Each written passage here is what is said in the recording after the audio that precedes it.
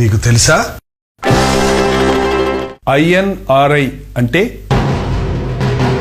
యేసుక్రీస్తును సిలువ వేసిన సిలువపై ఉన్న పలకపై INRI అనే అక్షరాలను మీరెప్పుడన్నా గమనించారా? INRI అంటే హీబ్రూ భాషలో యేసు నజరేనియస్ రెక్స్ యూడియోనియం. యేసు నజరేనియస్ రెక్స్ యూడియోనియం అంటే Jesus of Nazareth king of juice అని అర్థం. యూదుల రాజైన నజరేయుడైన యేసు అన్నారు. సాధారణంగా సిలువ వేయబడిన వారి సిలువలకు వారు చేసిన నేరాల పట్టీని తగిలించేవారు. యేసుక్రీస్తును సిలువ వేసినప్పుడు హీబ్రూ, గ్రీకు, రోమన్ భాషలలో యూదుల రాజైన యేసు అని రాసి ఆయన సిలువపై తగిలించారు. మత్తయి సువార్త 27వ అధ్యాయం 37వ వచనములో ఇతడు యూదుల రాజైన యేసు అని, మార్కు సువార్త 15వ అధ్యాయము 26వ వచనములో యూదుల రాజైన యేసు అని,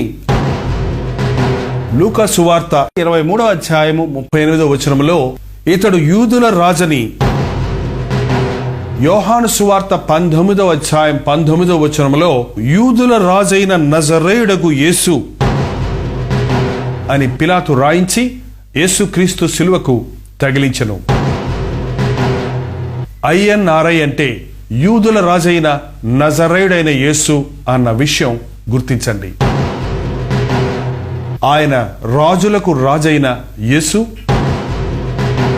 త్వరలో రారాజుగా ఈ భూలోకానికి రాబోతూ ఉన్నాడు.